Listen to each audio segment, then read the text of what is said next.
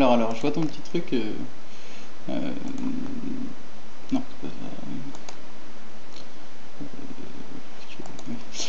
ouais, c'est pas mal comme petit indicateur. Bah, pourquoi pas, franchement, ça a l'air tip top. Hein. Là, tu vas voir après, au fur et à mesure. C'est dommage que ma vidéo de ce matin n'ait pas marché, parce que justement, je te parlais de tous les prix de vente ici, tous les prix d'achat. Enfin, tu vas voir avec l'analyse du market profile. Enfin du volume profile, comment je voyais tout ça, comment je vois tout ça, on va voir comment ça se passe dans la journée, mais il paraît qu'il y a Draghi qui parle ou je sais pas quoi. Donc ouais, bah ouais, short, hein, qu'est-ce que tu veux. Ça correspond à des trucs, enfin, ouais, il a l'air pas mal, c'est pas mal, toutes ces petites informations, tout ça.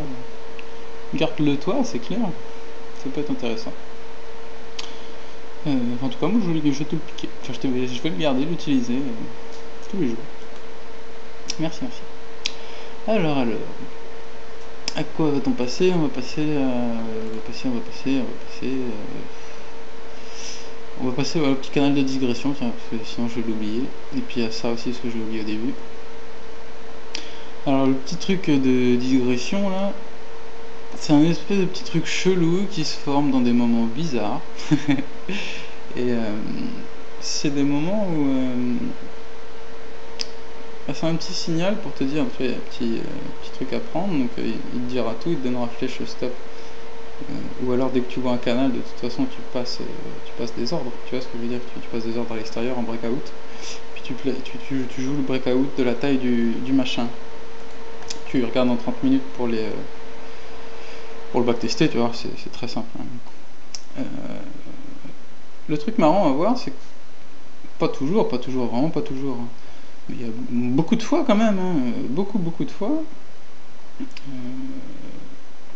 Enfin, c'est pratiquement tout le temps, c'est contre-tendance. Le but de ce truc-là, c'est qu'ils se mettent contre-tendance.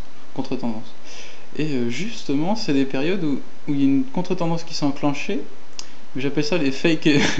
Les fakes, et justement, c'est les bêtes de gros signaux pour te dire de racheter, de renforcer. Parce que c'est là où, c'est un peu entre guillemets, où c'est là où les gens commencent à penser. Et enfin, les gens, les débutants, tout ça, machin, enfin les gens qui perdent, enfin, la masse commence à penser. Parce que ouais, il y a des canals à se tracer, il y a machin qui se fait, il y a tout ça. Et généralement, bah, c'est un piège à con, quoi. Enfin, ce genre de situation, c'est les pièges à con que ça te détecte.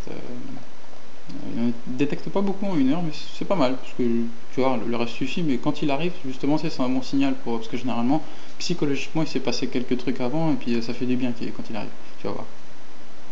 Et tu vois le truc arriver, tu vois, j'arrivais par exemple, là, il est pas contre-tendance, hein, tu vois, il est pro-tendance. Donc c'est pas 80, c'est pas 100%, hop, on prend à l'inverse de la tronche qu'il a. Mais c'est justement qu'est-ce que les gens ont envie de faire plus ou moins à ce moment-là, c'est de vendre. Enfin, c'est entre guillemets, ils se sont pris des hausses dans la gueule, ils ont envie de vendre. Mais la tendance elle est acheteuse. Moi, tu vois ça de tracé, tu me places un ordre ici et un ordre ici, tu vois, enfin de vente si tu veux vendre, un ordre d'achat si tu veux acheter. La tendance est simplement acheteuse. Du pivot, tout ça, on me casser les couilles. Enfin, même si le pivot était en bas, tu vois ce que je veux dire, on vient du pivot, et qu'il y a ça qui est en cours de tracement, et puis que tu le vois qui est dessiné, bah je suis désolé, qu'est-ce qu'il dit? Donc supposons que tu n'aies pas les flèches encore. Pour l'instant, on est tendance haussière, canal, d'accord. Donc on achète en bas, on vend en haut. Si tu le fais pas, bah, puis que tu es en place à l'achat, bah, tu gardes ta position. Si, tu vois ce que je veux dire, c'est très simple. Enfin, c'est pas très simple, c'est juste, il faut savoir l'utiliser intelligemment, quoi. C'est oui, achat en bas, vente en haut, mais est-ce que tu es obligé de le faire? Non, si toi tu es acheteur ici, bah voilà, hein, tu te mets un stop à 89, tu vois, un take profit mini ici, take profit ici, et puis basta, hein, tu joues le fait que ça monte. Mais souvent, enfin c'est pas souvent, mais c'est souvent dans des périodes voilà, où comme tout à l'heure, mais comme là, on espérerait bien une petite baisse, mais de se prendre une baisse, on espérerait bien la baisse, non. Donc, pourquoi pas prendre ses profits, tu sais, de faire la taille du truc, toujours tu prends la taille du bordel, et puis tu prends la même chose en profit. Mais pas le garder pour ce genre de truc là. Juste parce que pour éviter... alors tu peux le garder, je pense, je pense sincèrement qu'on peut garder après ça un trade, quand on l'a pris dans le bon sens, mais quand il y a ce genre de truc, il est possible que tu coupes, par peur, tu vois ce que je veux dire, donc autant couper en profit, et puis racheter, penser à racheter 6 reverse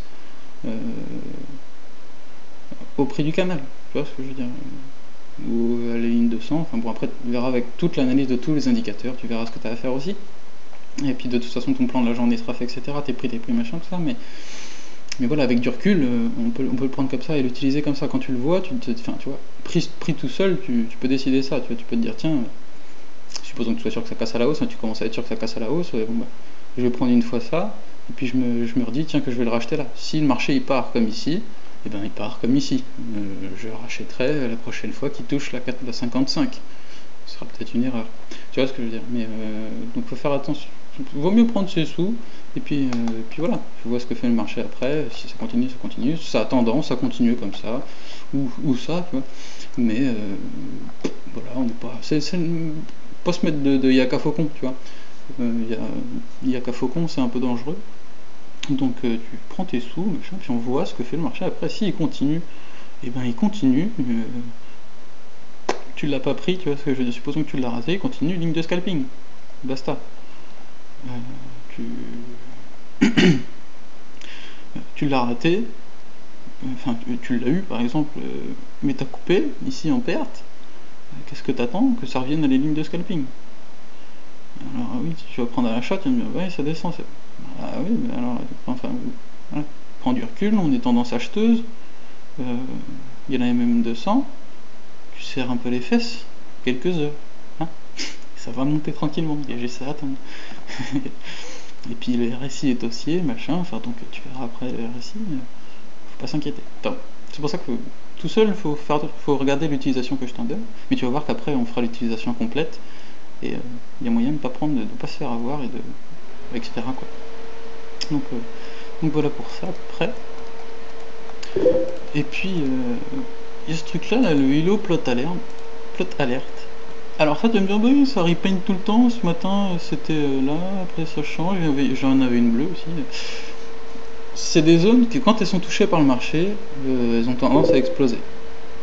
Je te le mets parce que ça prend pas de place, tu vois, c'est la petite couleur, mais c'est pour te rappeler qu'il y a quand même un danger là, et que si on arrive là, tu vends, enfin, tu peux choisir de vendre, mais c'est quand même, il y a un fort breakout qui va jouer là. Donc voilà. Et t'as la même chose des fois qui se passe à la hausse. Alors il rebouge, hein, il y a 2 secondes, enfin avant la vidéo il était un petit peu autrement. C'est possible que au prix du dessus, tu vois, un cran au-dessus, et ben ça enclenche autre chose. Je m'en fiche.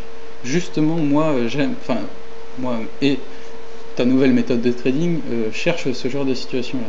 Des moments de confusion, des moments de ça bouge de trucs. Voilà. Ça bouge à la hausse, ça décale à la hausse un petit peu, machin. Notre plan de la journée, on a nos prix de vente ici, ou comme ton point de short sur ton indicateur là, que tu m'as passé, mais tout ici c'est prix de vente, tout ici c'est prix d'achat.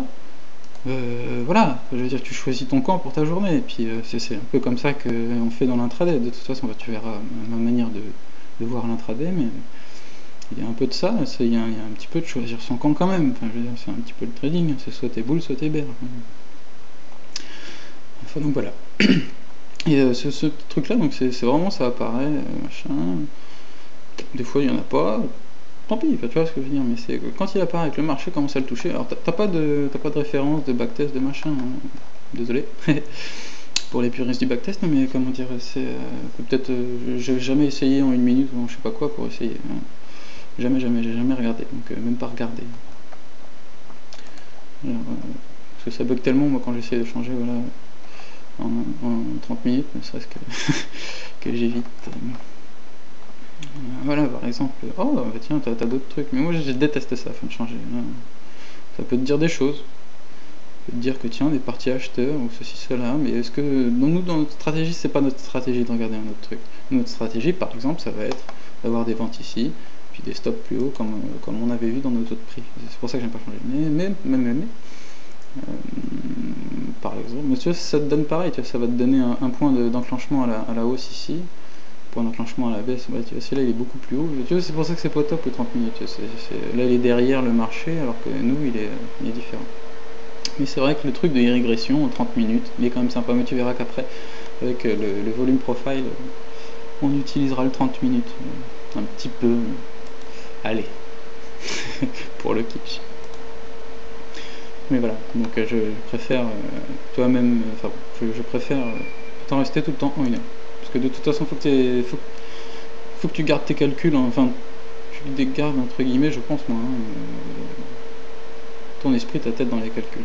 Enfin, dans les calculs que te donne ça. Parce que tu as des choses simples, tu vas voir que dans la prochaine vidéo, je vais te faire les prix, mais tu verras que pour les stop loss, par exemple, c'est vraiment génial de rester comme ça. Tu verras.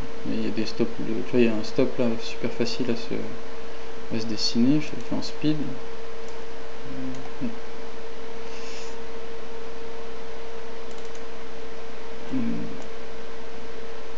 Voilà. Tu verras que la ligne rouge, c'est la ligne de stop, mais il y a quand même un sacré stop à se faire. Soit on est acheteur stop, enfin risque break, petit stop, hein, mais risque break, on va chercher ça par exemple, ce qui est possible, hein, W, on remonte, ce serait, mais c'est fort probable, très fort probable, tu vois, W on remonte, et boum, ou casse à la hausse, on fout, mais dans la logique intraday, on a eu un gap baissier, c'est cela. On est au prix de l'ouverture, enfin, après le cap comblé.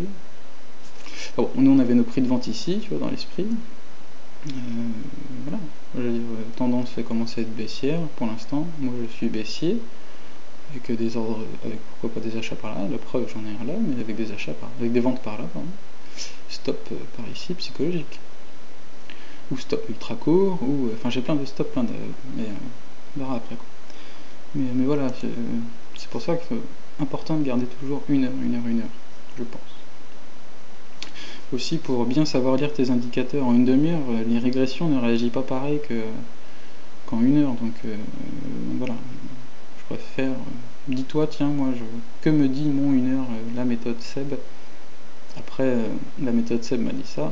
Moi, je veux voir 5 minutes pour telle raison, soit.